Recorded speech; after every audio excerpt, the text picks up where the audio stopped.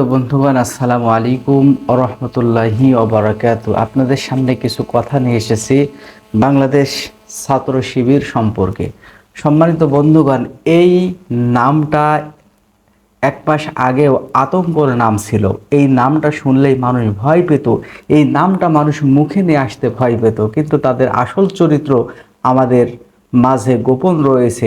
এতদিন বাংলাদেশের দালাল মিডিয়াগুলা তাদেরকে জনগণের সামনে তাদের জঙ্গি নামে আখ্যায়িত করা হয়েছে, কিন্তু আসল চরিত্র আপনাদের জানতে হবে। এই জন্যই আমি এই ছাত্র শিবির ভাইদের চরিত্র নিয়ে কিছু কথা বলতে এসেছি। সম্মানিত বন্ধুগণ, চলুন আমরা একটা ইসলামী সঙ্গীত শুনে আসি। তোমাদের বড় প্রয়োজন, তাই তো শিবির করেছে এই মহৎ আয়োজন। এই দেশের জন্য আজ তোমাদের বড় প্রয়োজন, তাই তো শিবির করেছে এই মহৎ আয়োজন।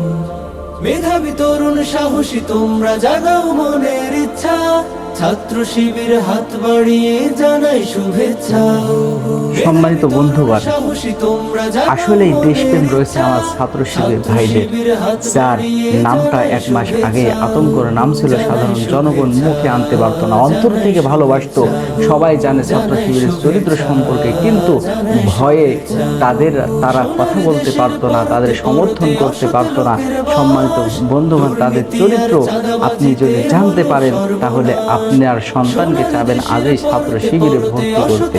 সম্মানিত বন্ধুগণ, এই যে আমার ছাত্র ভাইরা কত কষ্ট করেছে দিনের জন্য, আল্লাহ রসুল সাল্লাল্লাহু আলাইহি সাল্লামের জন্য, দিন প্রচারের জন্য, তারা মার খেয়েছে, গাল খেয়েছে, সমাজে লাঞ্ছিত হয়েছে, এবং ছাত্র শিবির যারা পুত্র তাদের বাড়ি পর্যন্ত ভাঙচুর করা হয়েছে। তাদের আদর্শ আজকে আপনাদেরকে জানতে হবে।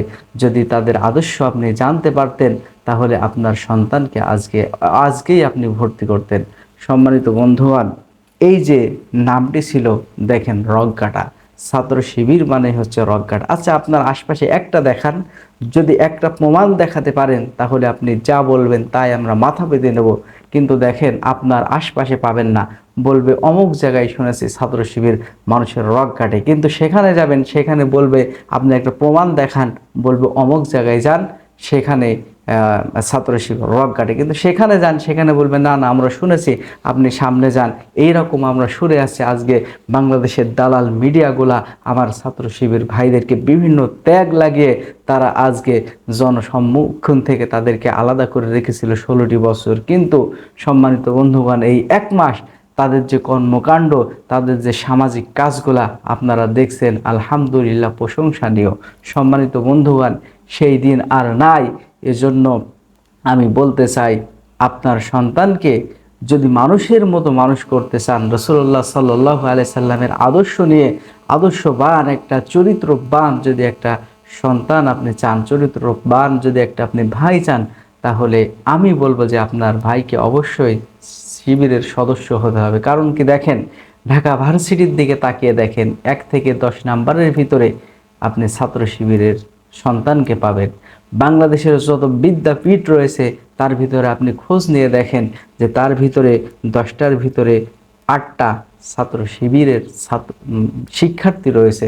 সম্মানিত বন্ধুগণ, তাদের আদর্শ, তাদের চরিত্র এত সুন্দর, এত আদর্শ, তাদের চরিত্রে আপনারা কোনোদিন একটা কাল ফুলের টোকাও দেখাতে পারবেন না। সম্মানিত বন্ধুগণ, তারা এত সৎ, এত ভালো তারা ছাত্র। তার কারণ হচ্ছে, দেখেন, যে একটা ছাত্র শিবিরের যে সাথী হয়, সে কিন্তু একটা সিগারেট পর্যন্ত খায় না। সম্মানিত বন্ধুগণ, এই যে আপনারা সকলেই একটি নাম কিন্তু ভুলে গেছেন, যার নামটি হচ্ছে আবরার ফাহাদ। এই যে সে কিন্তু কুষ্টিয়ার সেই আবরার ফাহাদ ভাই, তিনি কিন্তু শহীদ হয়ে গেছে ওই নরপিশাচের হাতে। সম্মানিত বন্ধুগণ, দেখেন, এই আবরার ফাহাদের খুনিদেরকে জিজ্ঞেস করা হয়েছিল, তোমরা তাকে কেন হত্যা করলে, তার ভিতরে কি এমন পেয়েছো? তারা বলল, সে ছাত্র শিবির করতে, এই কারণেই আমরা তাকে হত্যা করেছি। তো ছাত্র শিবির করতে তোমরা কিভাবে বুঝলা? তারা বলল যে যখন ফজরের আজান হইতো, আমাদেরকে নামাজের জন্য ডাকতো, এবং সে সব সময় টাকনুর উপরে প্যান্ট পরতো। সম্মানিত বন্ধুগণ, আপনি যদি মুসলমান হয়ে থাকেন, তাহলে এটা তো আপনার কাজ যে একজন মানুষকে নামাজের দিকে ডাকা।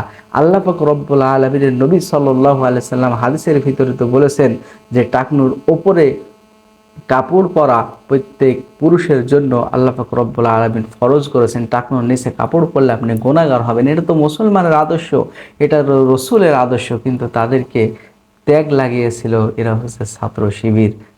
এটা থেকে এক ভালো মানুষকে তারা আলাদা করতে চেয়েছিল। সম্মানিত বন্ধুগণ, তাদের আদর্শ আজকে আমাদের প্রচার করতে হবে। সম্মানিত বন্ধুগণ, দেখেন ছাত্র শিবিরের ভিতরে কোনো টেন্ডারবাজ নাই, কোনো চাঁদাবাজ নাই, কোনো নারী কেলেঙ্কিত এইরকম নারী কেলেঙ্কারি কারোর ভিতরে নাই। তাদের আদর্শ যদি আপনি জানতেন তাহলে অবশ্যই আপনার ভাইকে এই ছাত্র শিবিরে আপনি ভর্তি করতেন, ছাত্র শিবিরে আসার জন্য আহ্বান করতেন।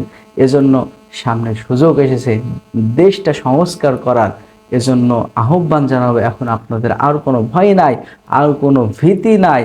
এখন সব জায়গায় স্কুল, কলেজ, মাদ্রাসা, রাজপথ, যেখানে ইচ্ছা সেখানেই আপনি দাওয়াতি কাজ চালিয়ে যেতে পারেন। আলহামদুলিল্লাহ, আলহামদুলিল্লাহ, আল্লাহ পাক রব্বুল আলামিন আমাদের সেই সুযোগ করে দিয়েছে।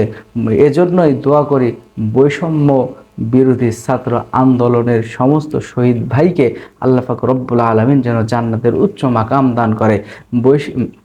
বৈষম্য বিরোধী ছাত্র আন্দোলন যে সমস্ত ভাই আহত হয়েছে তাদের দ্রুত সুস্থতার জন্য আল্লাহ পাক রব্বুল আলামিনের কাছে দোয়া করি। আল্লাহ পাক রব্বুল আলামিন সেই সমস্ত অসুস্থ ভাইদেরকে যেন আল্লাহ পাক রব্বুল আলামিন দ্রুত সুস্থতা দান করে। এ বলে আমার বক্তব্য শেষ করছি। আসসালামু আলাইকুম ওয়া রাহমাতুল্লাহি ওয়া বারাকাতুহু।